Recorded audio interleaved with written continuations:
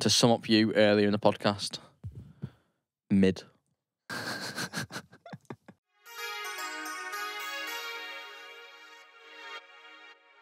Okay, let's go. Okay, let's go. Okay, let's go. Okay, let's go. It's 2022. My name is Liam McGrath. This is the Stereotypical Podcast. I am, as always, joined by Mr. Jack O'Neill. Your boy. New year, new setup, new vibes. We'll talk more about it later. How are you? Are you doing good? Yeah, I'm doing good. You feeling optimistic about the year? You were in the last episode we did of last year. Yeah. I can always, like, at the minute, like, not necessarily, but I can always, like, channel it through from the vibes that we had last time. Yeah. Do you know what I mean? Yeah. Like, I remember that the whiteboard's up. You know about the whiteboard? Yes. Lists are on the go. You're an organised man. Mm-hmm. So, new year, new podcast studio, season 2 kicking off with a new Weeknd album. Mm-hmm. Were you anticipating this? What were your thoughts going into this? Because, you know, we spoke about the Weeknd before. Yeah, we both really like the Weeknd. We do. We reviewed Take My Breath. Yep. Enjoyed it very much so, yeah. Yeah, me too. I wasn't, like, blown away. I think I heard it for the first time. Oh, really? Yeah, when we was downstairs, yeah. Oh, right, okay. With the funky like middle outro bit. Yeah, I know. Well, we'll get onto that in a minute.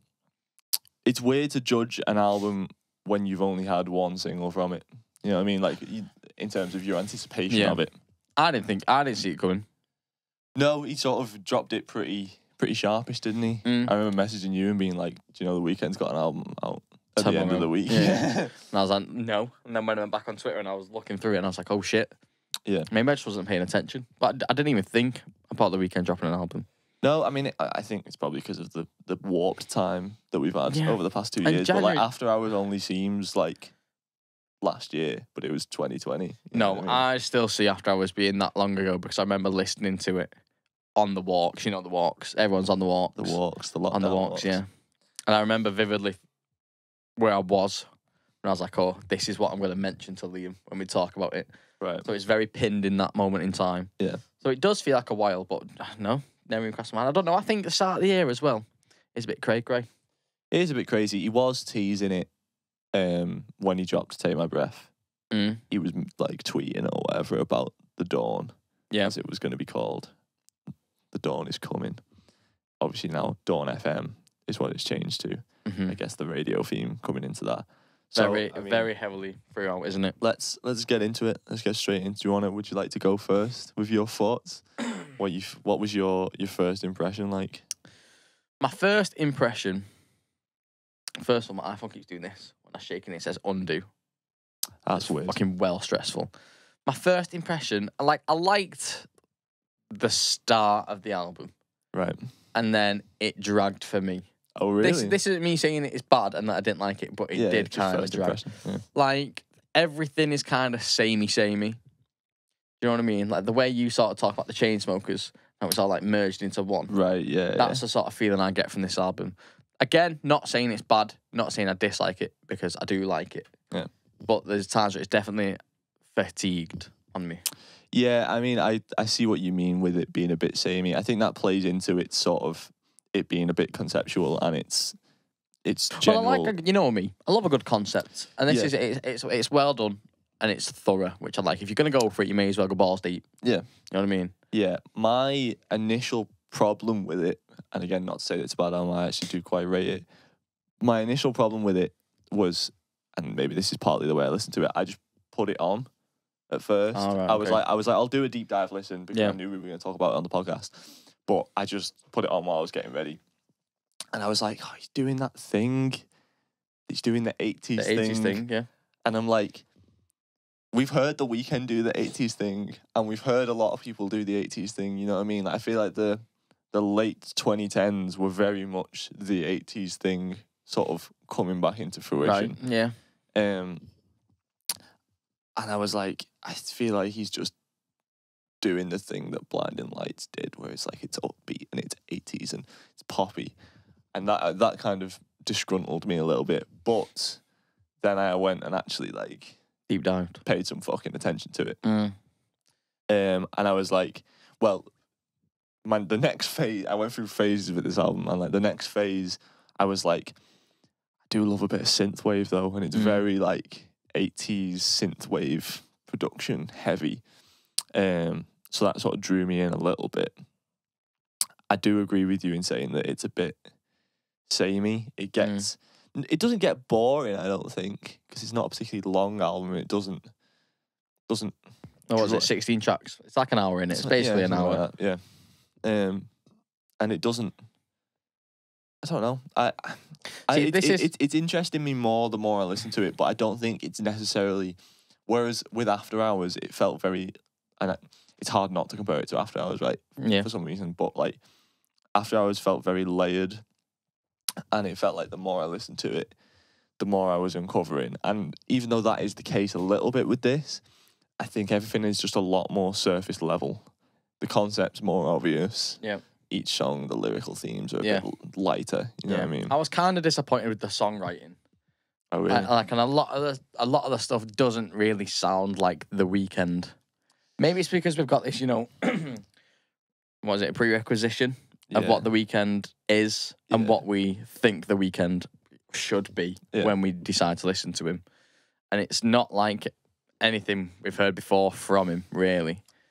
See, I would disagree. Like, there's literally one, before we go into that, there's literally one song then when I thought, this actually sounds like something The Weeknd would write.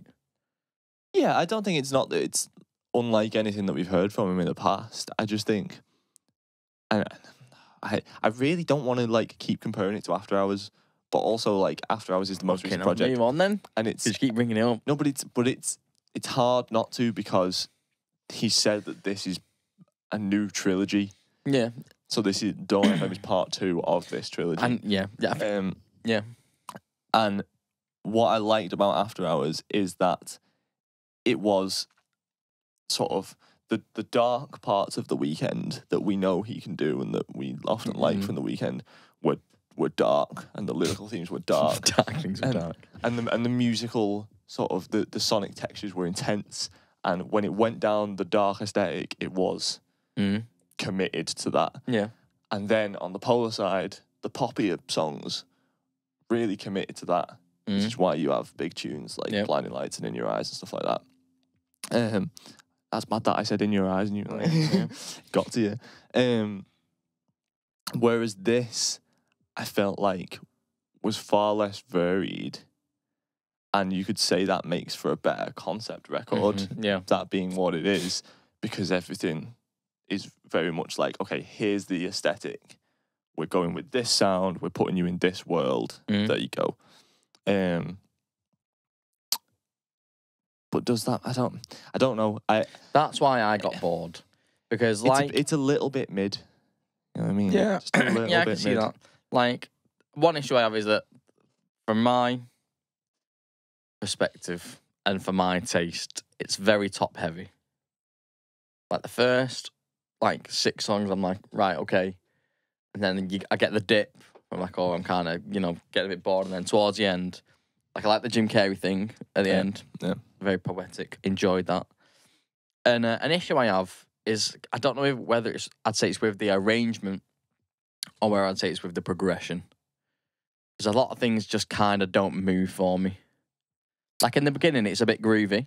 Yeah. Do you know what I mean? And a lot of the songs revolve around like a funky bass line. And a lot of things have like 2 chord patterns. And nothing really goes anywhere. Like we always have this visual thing where we go, it's kind of like this. Right, you know what I mean? Yeah, like dynamically. Yeah. It doesn't. And I'm always waiting for something. And for a lot of them, it didn't come. Like, again, I'm not saying I don't enjoy them, because I do. Yeah. But I'm just wanting, I don't know if I want a little bit more. Like, I like Max Martin on it. Like, I think it shows through. I like the Swedish House Mafia tracks that they're on. The second one they did, he's on there, let me find it. Sacrifice. It's like Greyhound-esque little sample that they go through. I enjoy that. And it sounds dark, again, what I was expecting, but also what I wanted. Yeah. And then it starts getting like a little bit, like it's not soppier, but it's not soppy, but it's soppier. Do you know what I mean? Yeah. Are you with what's the second to last track called, man? Less Than Zero. I like Less Than Zero because it's different, and that's why I enjoyed it. Because like as everyone should do, we listen to it chronologically. Yeah, and especially with a project like this, you have to listen to it chronologically. And when it got to that, I was like, oh my God, finally, something a bit different. Yeah, I think... So I'm looking at the track listing now, right? And like you say, sort of you get the first 5 tracks, you get to Sacrifice. Yeah. It's good. A Tale by Quincy is a nice little interlude, but you're not going to go back to it, are you? You know what I mean? It's all right. It's okay. Yeah. Just okay. I like Out of Time. Right. And this is what sort of drew me in a bit more. The more I listen to it, the more I realise that it's drawing from aesthetics that I have enjoyed in the past. So, like, Out of Time is very much like... the first time I listened to it, I was like, this should be on, like, a mall soft compilation, like, on YouTube with a picture of an empty 80s mall, like, slowed, reverbed, times 10. You know what I mean? Like, that sort of shit. And a lot of this album was produced by 106 Point Never, who was, like, one of the early Vaporwave guys. Right. And it shows in that sort of Japanese city pop sound. Yeah. Then, once you get to track 8, actually, one of my favourite transitions in the album is I really love Best Friend. Yeah. Best Friends, and then going into Is There Someone Else? And that little that little pitched up vocal thing at the start of Is There Someone Else? Really, I'm like, oh. Best Friends. I'm like, lean back and fucking just be smothered by it. Best Friends. But after that, it really drops off for me. Yeah. Like I like Less Than Zero and I like the Jim Carrey thing, but there's a good 4 tracks in between there where I'm really not feeling it. Starry Eyes just feels like a continuation of Is There Someone Else? That's what I put. It's more like an outro, like a double track sort of thing. Yeah, and that's fine, but it would have been cool if maybe he'd have just gone to like a bit of what Starry Eyes is doing. Yeah. And then back into like the nice beat of Starry Eyed, I thought like it feels like it's trying to be powerful, but like there's a song on Beauty Behind the Madness, which, you know, I rate is the best so far. Yeah. Called As You Are. Yeah. And the outro to that I think is sick. And I think if they took aspects of that and put it on Starry Eyes, I would have liked it a lot more. Yeah, well, I was thinking a similar thing with Acquainted off Beauty, where it sort of, there's the main bulk of the song and then it transitions to this other thing, but it's still one song. Yeah. Where, because as a standalone, Starry Eyes doesn't really do anything for me. To be fair, with Is There Someone Else, like the only thing I like about it is like how futuristic and like that crazy sidechain. Yeah. But apart from that, I was like, this doesn't need to be here. Like it's funky, but like I'm digging it. It's cool. Like there's a lot of them like 2.5 minute little tracks. You know what I mean? Yeah. That I'm like, I can see why you'd want it on there, but maybe you could have trimmed some of it. Yeah. Because it all sounds so samey. It does sound very samey. This is one of the things I've written is like a strong, consistent aesthetic, but somewhat samey. There's good songs, but not that many standouts. Yeah. You know what I mean? Like I feel like even on past Weeknd albums, like the sub ones, like bangers, and then you have like sub bangers, don't you? Yeah, like so. Take Beauty for example, right? I like Beauty as an album. It's got a good, consistent vibe to it, but there are definitely songs for me that stand out, and there's ones that I'm like, oh, I can take it or leave it. Mm-hmm. But there is the standout ones. You know what I mean? Whereas these are all kind of between the standout and I can take it or leave it. They're just like, oh yeah, I'm enjoying it, but it's not like blowing me fucking head off. You know what I mean? And one thing that, as you know, I value in music is like doing something a little bit different, like pushing the boat out a little bit. And I don't really think that gets done that much on this record. See, I've mentioned it before. My issue is that the 3 best songs for me are in order. Do you know what I mean? So like you got Take My Breath in the middle, then you got Sacrifice underneath it, and you got How Do I Make You Love Me above it. Right. And then it's kind of the topic, you know, like what we're saying, the concept. Yeah. There on throughout, but nothing that grips me. Like we said, Best Friends I think is good. And I like the last 2 songs, Less Than Zero and the Jim Carrey one. Yeah. I like, one thing I do think is interesting, how like there's a sort of lyrical switch, whereas we know the Weeknd as this like, you know, dark, toxic figure that sort of plays into that masculine, what's the word, man? He's basically a player, isn't he, a lot of the time, you know what I mean? It's interesting as he matures, and particularly on this record, how it sort of gets turned around a little bit. and he's like on After Hours, there was a lot of remorse. On this record, I feel like he's on the other end of the things that he's done to people in the past. So, like, is there someone else? Him being like, are you double-crossing me now? You know what I mean? Yeah. And there's a lot of that. And you like that? Yeah, well, I just think it's a nice lyrical maturity. Lyrical maturity and progression from the things that we've seen from him in the past. I get that. But it's kind of like, I get the image in my head of like when people go on tour and they've got like one really good song. They're like, oh my God, look at all this new shit we've got. This brand new shiny shit. It's going to sound really good. And you know, it was like, playing the song. Do you know what I mean? I feel like maybe I'm personally doing that too much of the weekend. I'm like, oh yeah, you're dark and I like it. Yeah, no, I definitely think and that. I have that. You know, a lot of Weeknd fans have that, you know what I mean? Because he was known in his earlier career for this one thing, this one aesthetic, that's partly why people hate Starboy, you know what I mean? Including me. Yeah, and there's other things you can say about why that record didn't necessarily work. What else have I got on about it? What are you thinking about the features? Because this was an issue for me. Tyler, the Creator. Yeah. Oh, I think was a bad choice for that song. Yeah, I think if it was Chance the Rapper, interesting, it would have been really good. I'm basing this on his feature on The Life of Pablo. Yeah, well, yeah. I mean, if it was peak Chance the Rapper, it would have been good. And how that sort of like, because it's very like ethereal in it, maybe holistic at some points, because he's on about the purgatory of shit in it. Yeah. So I feel like he would have brought something really good. Lil Wayne, I didn't mind Lil Wayne. Oh really? No, I thought it was heinous.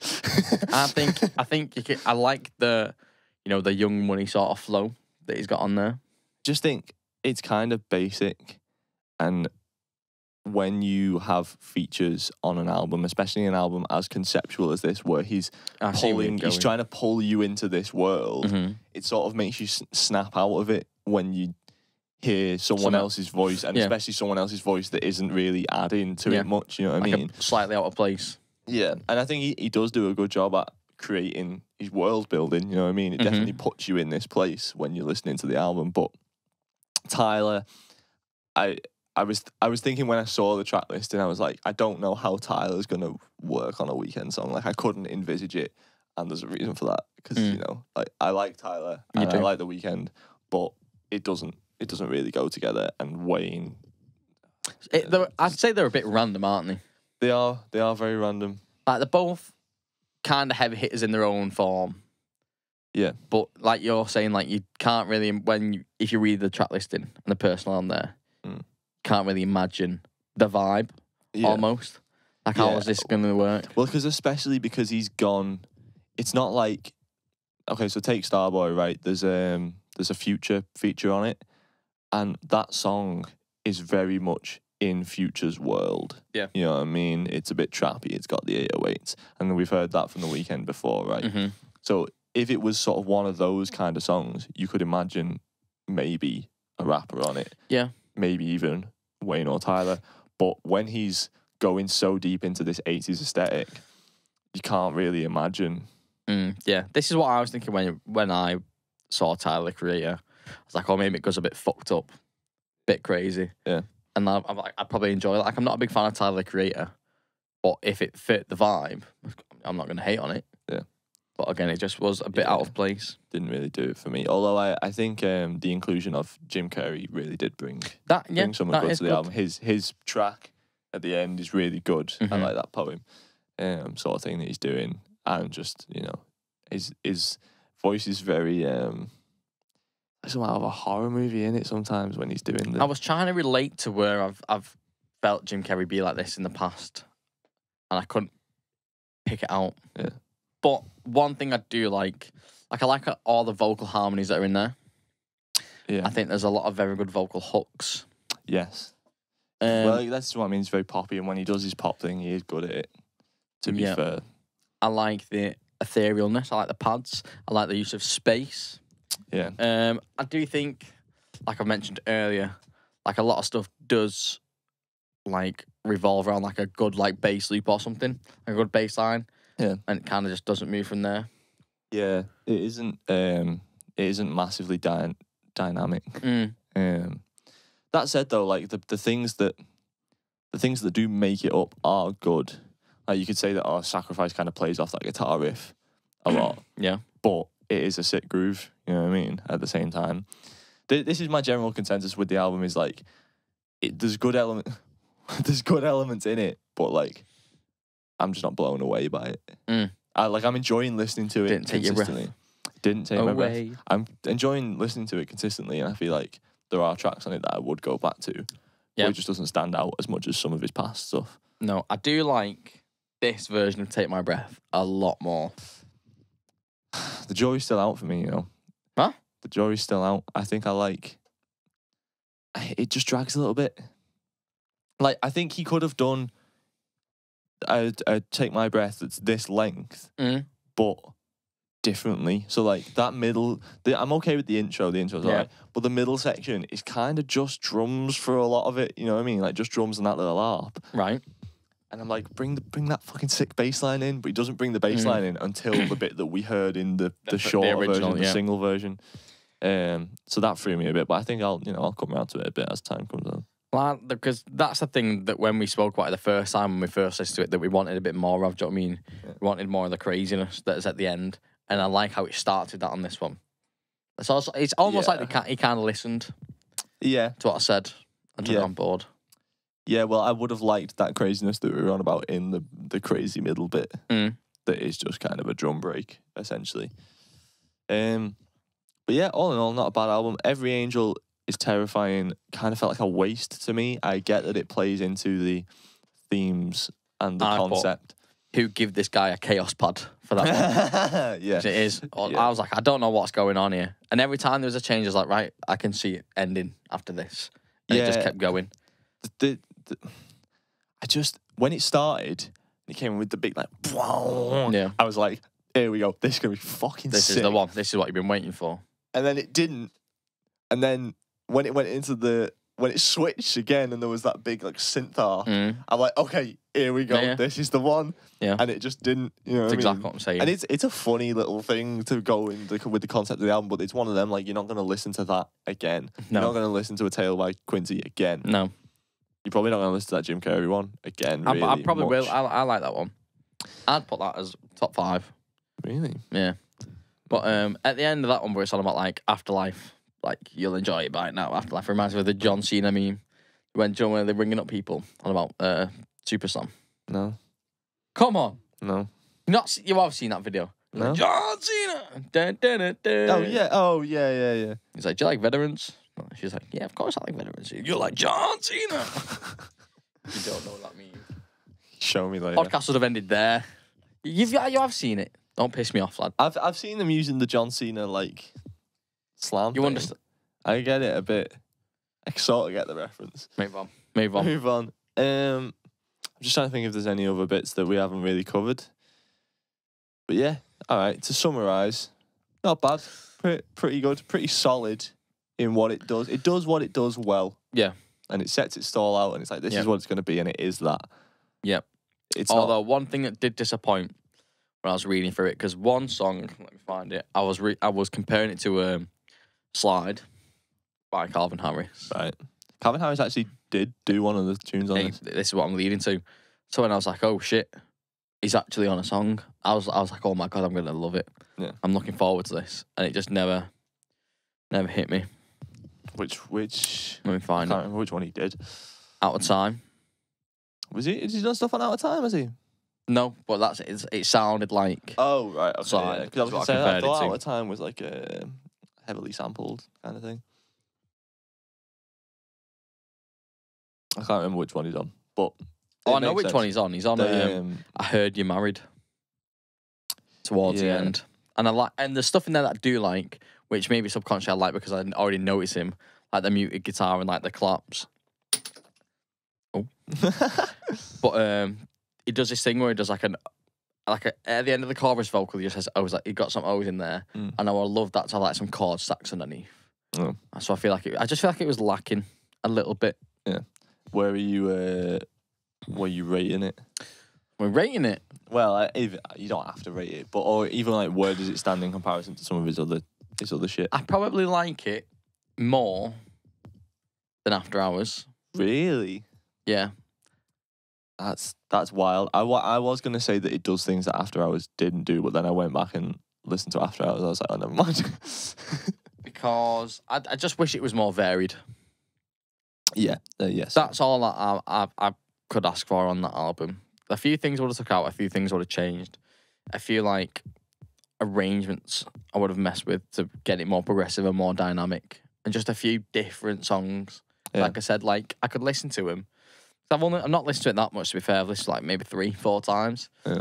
And if I wasn't looking at the title of the song, there's points where like I couldn't tell you which one it is. Yeah. I agree. So it just needs a bit more variety. But again, for a concept album, which it is, and maybe he's pushing it a bit more now to make us understand that it is part of like a trilogy. Yeah. But I'm curious to what the next one is now. Yeah, me too. I think it's going to be really interesting. I mean, I'd be lying if I said I didn't care if he didn't go dark again. Like, I would like it to go dark again. Just because he's so good at doing that, you know what I mean? When was Beauty Behind the Madness, right? Beauty Behind the Madness 2015. 2015. So we're 2022 now. Yeah. So it's a long time ago. Yeah. How long do I think the Weeknd's got left in his own sort of musical career? Maybe half that. That's wild. Well, I'm just going off what we know he can do, what we see he's doing, and where I can imagine him going. Yeah, because you got to think, right? He's one of them though. Like, it's not like he's gonna fall off. I don't think. No, I'm not saying he's gonna fall off, but I'm saying what are you talking about? How long he's got left in his musical career? I'm sloping wise, because you got to think about like the age of people he's going for. So I'd go for like now. I think he's aiming. I don't think he's aiming to impress like new listeners as much as he's going to impress people that already know who he is. I would disagree. I think in this TikTok world, bro, this is the way I'm thinking it. The way shit's going and the way music is these days, and how like hooky and catchy anything is when it's popular, and how little of a shelf life things do have. Yeah. Like you said yourself before, like we're not going to listen to half of them songs again by choice. Yeah, but I don't know. This is what I've always admired about The Weeknd is he can walk the line of sort of doing his own thing that is a bit alternative and a bit dark, but he still has those pop sensibilities. So he's gonna make albums that have big hit sounding songs, but also because there's gonna be album tracks that the EXO fans fucking love. You know what I mean? Like he's got such a loyal core audience, I think. Exactly. This is what I'm saying. Well, I don't understand your point. My point is, I think if I was The Weeknd, well, I don't know what I'd do if I was The Weeknd. A lot of crazy shit I can imagine. Talking about it. No, would not be here. But I would think the next album should be madness, crazy. I'd say instead of going for what people don't expect, go for what the people want. Do you know what I mean? Yeah. Go for the end game of albums. Yeah. And then, you said yourself, the majority of the songwriting, it's different in it. Yeah. Yeah, well, that's the thing. Like, there's only so long you can call it a hot take. I'm not sure, but that's what I'd do. You can only do the fuckboy thing for so long before it gets a bit sad, I suppose. I know, and that's what we like about The Weeknd. Do you know what I mean? Even though we say this all the time, the old stuff's there. Yeah, you can go back because we're like you can always go back. But I'd go for like an updated version, maybe. I guess that's what I'm saying. Something like we did like with the old stuff. Because like the 80s vibe, like he's done it a while now, hasn't he? Like, on 2 years on this vibe. Yeah. Even Blinding Lights. Yeah, and I think and this is what I go back to full circle to what my initial thoughts were is like, even though he does it really well on this, like I feel like the 80s vibe has passed just in pop culture. The 80s revival is dying down. You know what I mean? We've been seeing it since the mid 2010s. You know, even The Weeknd himself doing it in the mid 2010s. There's 80s moments on Starboy. Yeah. One thing that I did miss on the album was Moth to a Flame that I like, and I think it's on like the extended one. or like whatever it is that's got a few extra. I guess I thought that would be. I didn't even think about that. Like leading up to the album, when I heard that, I thought it would probably be included, but it is. It's more of a Swedish House Mafia thing, isn't it? Yeah, which is why I can see. Yeah, when they do that swap deal, you know what I mean. I can see because it does work, and I do like the songs they've got on the album. But it's just one. It was a banger, and I missed it. Yeah. All in all, not a bad album though. To sum up you earlier in the podcast, mid.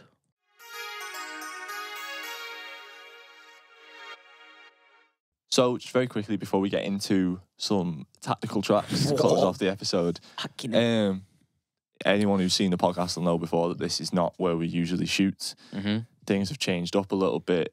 The channel that this is on, even though it's the same channel, we've rebranded. This is no longer the OX Collective channel. We now have our own channel, Rip the OX Collective. Rip the Ox. Essentially, the reason for that is that like the podcast was being run by a media production and artistic services company that I was part of running, called the OX Collective, that has since folded in a blaze of glory. No, it wasn't that bad. But, you know, we've been wanting to do a podcast for time, and OX gave us the opportunity to do that. And we thought, now that we'd started and that we were enjoying doing it and we were starting to slowly build up a bit of an audience, like and subscribe, that we'd carry on doing it. So we've got a new Instagram page for like clips and just general news and stuff. That is at Stereotypical Pod on Instagram. I'll link it in the description of the YouTube video if you're watching the YouTube version of the podcast. But yeah, the channel's going to take on some new shit this year, I think. Yeah. We're going to try and we're going to branch out a bit and not just do podcasts. We're going to get into more music-related content, I think. Yeah, we've had a few conversations of stuff that we'd want to do. And before, it was kind of like, how is that going to fit into like the podcast format? But obviously now we can obviously separate the podcast from other ideas that we have going forward, which is exciting, really. Yeah, I think it is. I feel like we've definitely got more freedom now as well, because we're not sort of making this for an external thing. Like, we're the ones doing it all, we're the ones shooting it all, we're the ones editing it all. And it just gives us more freedom to redesign our logo. But yeah, let us know if you like the new setup, because I guess it's also a good time that if anyone does want anything out of us. Yeah, if you got any like things you'd want to see podcast wise or just content wise in general, then let us know, bro. We'd love to know, because we're always open to ideas. Write a letter. We'll give you some sort of address. And if you are new and you didn't see us before, welcome. Go back and watch all the other episodes. Season 1 highlights are also available now on the YouTube channel. Available now. So let's round off the episode. Oh shit, baby! It's time. You sounded like, you know, when like a cat's gonna be sick. Oh, thank you. What that was. Thank you. All them people asking why I don't sing on the Stockholm tracks. There you go. There we go. So let's round off the episode with Jack's tactical tracks.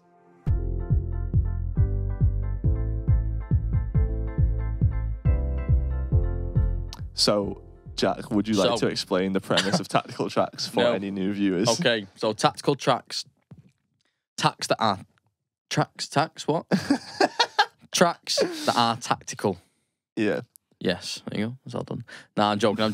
So obviously I put forward a question, scenario, environment, situation to my co-host here. And we will put forward a track, usually two, because we're shit houses. Yeah. To that said scenario, situation, environment.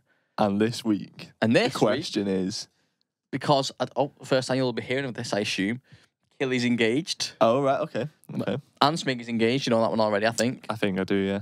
So, congratulations to you boys. We're getting old when all the people we know are getting engaged. So, this week's tactical tracks, or this episode's tactical tracks, should we say? Let's not bog us down to a schedule. What would you choose as your wedding song? Okay. Very simple question. So, there was one song that came to mind when you pitched this to me. Mm-hmm. And it's just because it's what I've always said would be my wedding song, just so that I picked this when I was a child, I got it out of the way with, and now I don't have to think about it anymore. Toy Story theme tune, is it? It is, yeah. Monsters, Inc. It is Maybe I'm Amazed by Paul McCartney. Oh, right, okay. very sort of just heart-wrenchingly emotional. You're amazing. You're amazing for dealing with me when I'm not as amazing. I feel like I could have that song for you. Yeah. Like I'm amazing for dealing with you sometimes. But I can't say I've heard that one. I'll play it you afterwards. But yeah, it's and this is the thing, right? Because it's a wedding. You want to be dancing, don't you? But it's not really that kind of song. I don't even know how you'd slow dance to it, but it's got meaning behind it, and that's all I'm thinking about. Not that I'm particularly sold on the idea of marriage. That's a whole different podcast. That's a whole different podcast. We can get into that another day. Social norms, conformity, Illuminati. I don't think you're so... No. The stereotypical podcast does not support the idea of marriage. Whoa, hang on. We can't say we don't support. Do what you want. No, do what you want. If you want to get married, go for it. But you don't have to get married. Do what you want. It's 2022. Do what you want. Do what you want. Don't feel pressured. Yeah, exactly what I was going to say. To get married. This question does not... Don't be sweating at home. This question is not... Trying to think of a song you need to get married to. To evoke any... or push upon you any social norms. How the fuck have we got in this situation? How has this got to this? Because I asked you if you were sold on marriage and you deflected, and this is what happened. I just thought, it's crazy to push on other people. That's what we'll say. Okay. Don't do drugs, kids. Don't do drugs. Drugs are... Don't eat yellow snow. That's a good one. What's your tactical tracks answer? What's your wedding song? My wedding song would be Every Time We Touch by Cascada. Right. Is Banger. What? Am I thinking of the right song? Yeah. You're raving. See, this is what... Because when you say wedding song, you mean like first dance, right? Yeah. Yeah. So what? So you're going to first dance to that? See, this is what I've got in mind, right? Do you remember Alex Goot? No. Alex Goot from the YouTube cover days? No. Okay, there's a guy called Alex Goot. As you can tell, I like saying his name. Alex Goot. He did a piano cover. And as you know, I'm very big on like dance music and the head-hem and all that sort of genre of stuff. And it captured me. Right. Because it was, So you wouldn't have the actual version. This is the thing, right? This is the tasty section. The Goot remix. The remix of the Goot. Because also people do like funky wedding dances, right? Right. Like choreographed ones. Yeah. Like the one from The Office and all that sort of shit. Yeah. So I feel like you could go two ways with the song. Like you could start with the Goot version. Yeah, and then swing into the Goot remix. But it just depends on the time. But at least I've got a plan of obviously either way it could go. Yeah. If I go for the simple one, I could go for the original. Get her in. I don't know what she'll be doing at the time. I assume she'll be cheap. Oh, Alex Goot's a woman? No, I mean Cascada. Oh, right, okay. Get her in. Oh, right, yeah. Alex Goot is a man. Alex could be a girl's name. Yeah, Alex is a girl's name. Doesn't matter. Got nothing to do with the situation. Okay. But yeah, so that's what I'd go for. Because I know I've got the safety net of the Alex Goot version. And I've got the funky chicken in my back pocket. That's a very... you know what, man? Like, you always throw me off with these answers. I thought you would have known that. I thought we would have had the conversation before. No, we haven't. You never pick something that I think you're going to say. I'm just... How many people's wedding songs would have been like Ed Sheeran or, Mate, yeah. Well, that's something that I'm discouraging. Get married if you want, but just don't do your first dance to fucking Ed Sheeran. Yeah, you've got the bit, like, I dare say basic songs that people choose. Yeah. But they're always kind of samey. So I just feel like either way where we go with Cascada, people wouldn't expect it. No, and that's something to strive for, just in life. And I feel like it's very me. That's my own choice. Yeah, no, it is very That's what I like. Okay. And there you have it. That draws us to the end of this car crash episode. Yeah. The stereotypical... Spiraled, let's see what you can put it that way. Stereotypical music podcast. Thank you for watching and listening, depending on what medium you prefer. My name is Liam McGrath. This has been Mr. Jack O'Neill. If you want to follow us on a new Instagram, the link is in the YouTube description. Yep, that's good. Also, if you're new, please do, like, subscribe, notification bell, all these YouTubery words. Jack and I also make music together sometimes. Oh, yeah, boy. We go under the name Stockholm. Say we're in a band, we're not really in a band. We go under the name Stockholm. Episode. We put a song out back end of last year. It's called Pink Moon. I'll link that in the description as well. If you want to support us that way, that's probably the best way to do it. But yeah, there we go. Stereotypical, The Weeknd, out. I hate that you steal my peace sign. I feel like I can't peace anymore because I know you do it. On the last call we had together, you peaced at the end and I went, fuck off. And you put it down. I was fuming. And that's the end of the episode. See you later. You were here, I tell myself I would.